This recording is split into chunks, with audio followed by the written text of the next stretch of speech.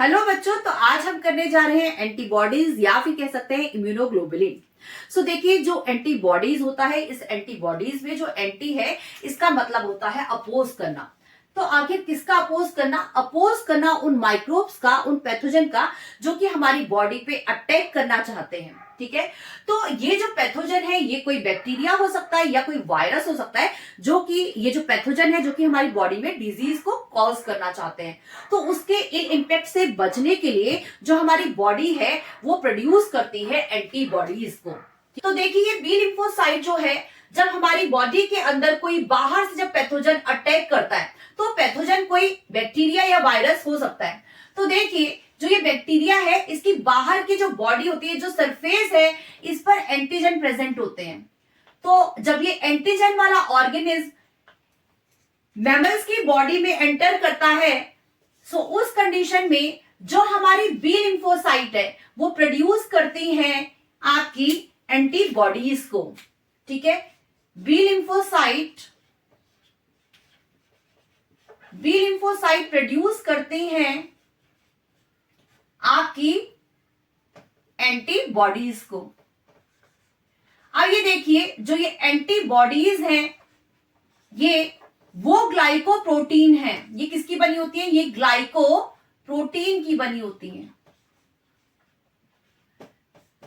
ये वो ग्लाइकोप्रोटीन है जिसको हम इम्यूनोग्लोबुलिन भी बोलते हैं। और प्रोड्यूस कब होती है? जब बाहर से कोई फॉरेन पैथोजन हमारी बॉडी में एंटर करता है, क्योंकि उसकी जो सरफेस है उसके पास प्रेजेंट होते हैं एंटीजन।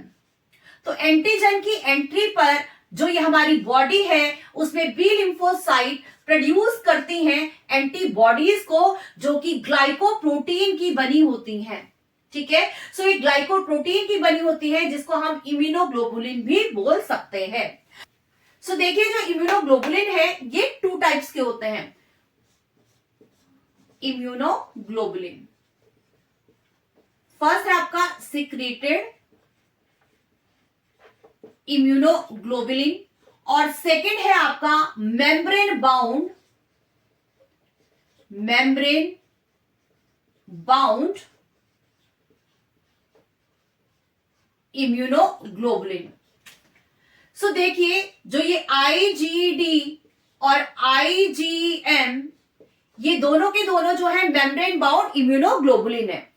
जैसे ही कोई बाहर से पैथोजन बॉडी के अंदर एंटर करता है, उस कंडीशन में क्योंकि यहाँ पर एंटीजन प्रेजेंट है, जो फॉरेन बॉडीज है, माइक्रोब्स हैं, उनकी बॉडी में जो ये एंटीजन प्रेजेंट है, तो जैसे ही ये बॉडी के अंदर एंटर करता है, तो जो आपकी आईजीडी और आपके आईजीएम जो कि इम्यूनोग्लोबुलिन है, वो बी लिम्फोसाइट के पास पहुंचते हैं और बी लिम्फोसाइट के साथ उसकी मेम्ब्रेन के साथ बाउंड हो जाते हैं। देखिए किस तरह से। तो यहां पर ये अगर मैं बी लिम्फोसाइट ले लेती हूं, ठीक है, बी लिम्फोसाइट की बॉडी के साथ जो है ये अटैच हो जाते हैं।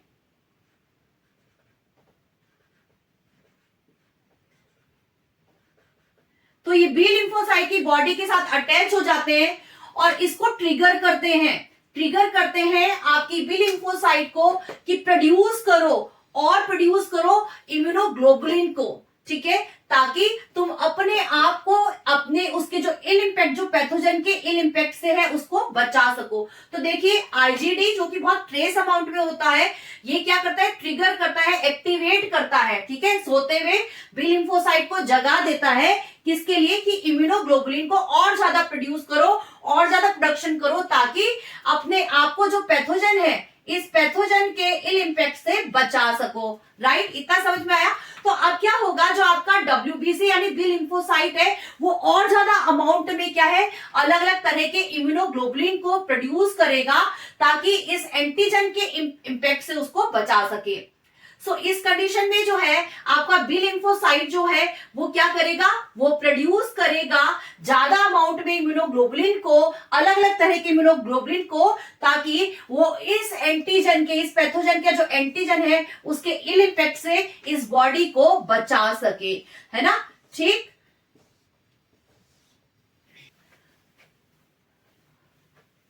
तो चलो अब बात करती हूं मैं टाइप्स ऑफ इम्यूनोग्लोबुलिन की। तो ये जो इम्यूनोग्लोबुलिन होते हैं, देखो खेलना तो सभी बच्चों को अच्छा लगता है, तो आप याद कर सकते हो टाइप्स ऑफ इम्यूनोग्लोबुलिन को, जो कि होते हैं टोटल 5, ठीक है। क्योंकि ये 5 नंबर के हैं तो आप इनको याद कर सकते हो गेम्ड के नाम से, ठीक है। तो फर्स्ट है आपका G, then A, then M,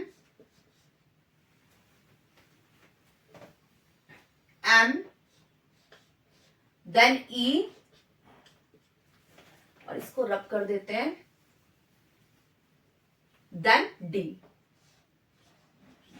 सो एक एक करके हम स्टडी करेंगे कि जो हमारा ये G है यानी IgG, इम्यूनोग्लोबुलिन G क्या फंक्शन करता है, A क्या करता है, M क्या करता है, E क्या करता है और D क्या करता है।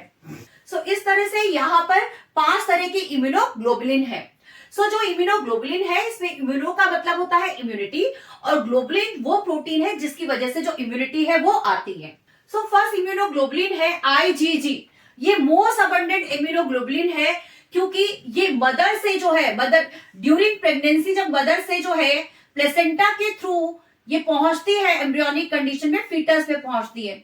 सो इस तरह से ये IgG मदर से, मदर के प्लेसेंटा से गेस्टेशन पीरियड के टाइम पर जो है ये इम्यूनिटी बच्चे में पहुंचती है। तो ये जो है आपकी पैसिव इम्यूनिटी प्रोवाइड करती है इस बच्चे को। हम सब में ये पैसिव इम्यूनिटी हमारी मदर से आई है, ठीक है, IgG के थ्रू। अब देखिए जो मदर है अपने लाइफ स्पैन में बहुत से पैथोजन के कांटेक्ट में आती है, तो ये वो इम्यूनिटी है जो कि मदर ने खुद से डेवलप करी है, क्योंकि वो पैथोजन के कांटेक्ट में आई है। तो इस तरह से ये IgG जो है हम सभी को जो है अपनी मदर से जो है मिलता है उस टाइम पर जिस टाइम पे हम एम्ब्रियोनिक कंडीशन में होते हैं, फीटस कंडीशन में होते हैं, ठीक है। तो ये पैसिव इम्यूनिटी का एग्जांपल है, IgG आपको पैसिव इम्यूनिटी देता है।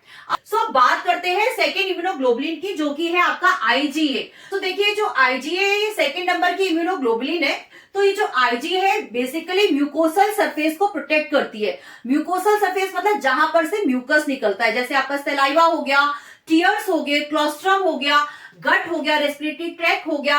तो यहां पर बेसिकली आपका IgA जो है वो प्रोटेक्शन देता है, कहां से, आपके पैथोजन से। सो देखिए जो क्लोस्ट्रम होता है ये वो फर्स्ट मिल्क होता है जो कि आपकी मदर प्रोड्यूस करती है डिलीवरी के बाद, यानी जैसे ही बच्चा आता है डिलीवरी के बाद जो है जो फर्स्ट मिल्क प्रोड्यूस होता है उसको बोला जाता है क्लोस्ट्रम। अब ये जो ब्रेस्ट मिल्क है यानी जो फर्स्ट मिल्क है ये बहुत इंपॉर्टेंट होता है, क्यों, क्योंकि इस मिल्क के अंदर होता है हमारा IgA, ठीक है। ये वो प्रोटीन है, ये वो इम्यूनोग्लोबुलिन है जो कि बच्चे को जो है बहुत सारे एंटीबॉडीज दे देता है, इनडायरेक्टली डेवलप करा देता है, जिसकी वजह से बच्चा जो है बैक्टीरिया से अपने आप को, वायरस से बचा पाता है। सो अभी हमने पहले देखा था कि IgG के थ्रू जो है बच्चे के अंदर पैसिव इम्यूनिटी आ रही थी प्लेसेंटा के थ्रू, और अभी आ गई है आपकी IgA यानी मिल्क से जो है बच्चे के अंदर अगेन जो है ये प्रोटीन एंटर हुई है, जिससे बहुत सारे जो है एंटीबॉडीज जो है बच्चे की बॉडी के अंदर बनते हैं, जिससे बच्चा जो है बाहर के एनवायरमेंट से वो अपने आप को बचा पाता है। इसकी बात करते हैं थर्ड नंबर की। ये थर्ड नंबर पे है आपका IgM।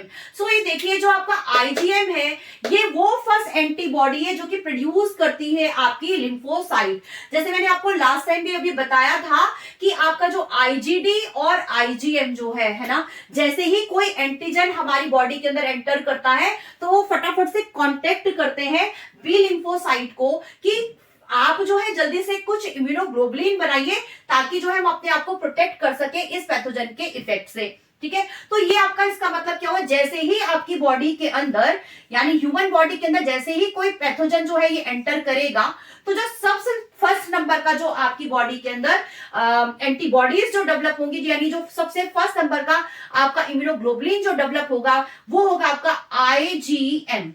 और ये वो डिफेंसिव मैकेनिज्म है, जैसे ही आपकी बॉडी के अंदर बाहर से कोई पैथोजन एंटर करता है तो आपका ये फर्स्ट लाइन ऑफ जो डिफेंस मैकेनिज्म है उसमें आपकी जो फर्स्ट आपकी इम्यूनोग्लोबुलिन है वो होती है आपकी IgM, ठीक है। सो ये कब आएगा, जिस टाइम पे जो हमारा जो ह्यूमन बॉडी है उसके पास उसकी बॉडी में फर्स्ट टाइम पर जब जैसे ही कोई पैथोजन अटैक करेगा तो जो है IgM जो होगी ये फर्स्ट लाइन ऑफ डिफेंस को शो करती है, यानी फर्स्ट प्रोटेक्शन को शो करती है, ठीक है। सो इसके बाद है टर्न हमारा IgE का। सो ये जो IgE है ये बेसिकली हमें एलर्जन से बचाता है। अब देखिए एलर्जन यानी एलर्जी से बचाता है। एलर्जी वो डस्ट से भी हो सकती है, वो पॉलन से भी हो सकती है।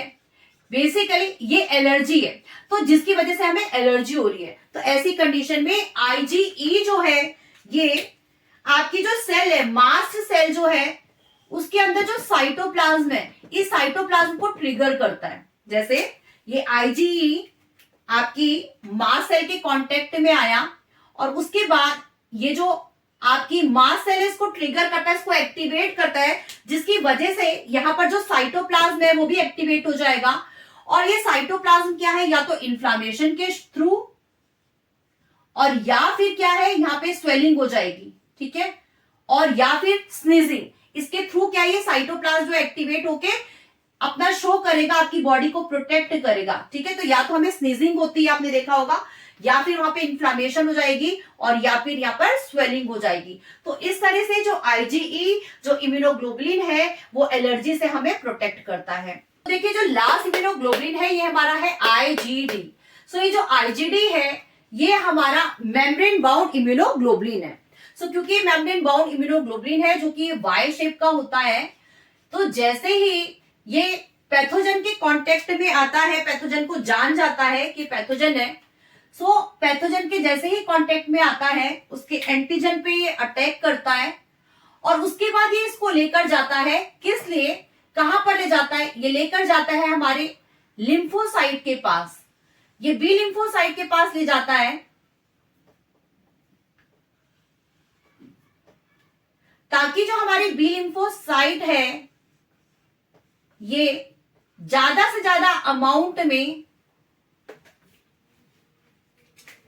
बी लिम्फोसाइट जो है हमारी ये ज्यादा से ज्यादा अमाउंट में इम्यूनोग्लोबिन को बना सके, ठीक है। सो हमारा IgD जो है ये बहुत ही ट्रेस अमाउंट में मिलता है। सो ये IgD जो है ये पैथोजन को लेकर जाता है, उसके एंटीजन को यहां पर लेकर जाता है, जिससे जो हमारा बी लिम्फोसाइट है वो एक्टिव हो जाता है। बी लिम्फोसाइट जो है वो एक्टिव हो जाता है और बहुत लार्ज अमाउंट में जो है इम्यूनोग्लोबुलिन बनाने लगता है, ये सभी के सब इम्यूनोग्लोबुलिन बनाने लगता है। और ये जो इम्यूनोग्लोबुलिन होते हैं ये बॉडी को प्रोटेक्ट करते हैं पैथोजन के इंपैक्ट से। तो इनडायरेक्टली या तो पैथोजन को किल करके या फिर पैथोजन को के इंपैक्ट को, उसकी बॉडी की फंक्शनिंग को डिस्ट्रॉय करके जो है वो हमारी बॉडी को प्रोटेक्ट करता है, यानी हमारी बॉडी को इम्यूनिटी प्रोवाइड कर सकता है, ठीक है। सो इस तरह से आपने देखा कि जो लिम्फोसाइट है, बी लिम्फोसाइट एक WBC सेल है, जबकि ये जो इम्यूनोग्लोबुलिन जो है वो उसका प्रोडक्ट है, ठीक है। बी लिम्फोसाइट ने इनको बनाया, इम्यूनोग्लोबुलिन को बनाया है, जबकि बी लिम्फोसाइट एक सेल है। सो आई होप सो कि इम्यूनोग्लोबुलिन का ये जो कॉन्सेप्ट है अब आपको बहुत ही अच्छे से समझ में आ गया होगा। सो अगर ये आपको समझ में आ गया है तो क्यों ना आप अपनी इस वीडियो को अपने फ्रेंड्स के साथ भी शेयर कर दें। तो मिलते हैं देन एक न्यू वीडियो में जहां पर हम इम्यूनोग्लोबुलिन के मैकेनिज्म को, उसकी फंक्शनिंग को जानेंगे।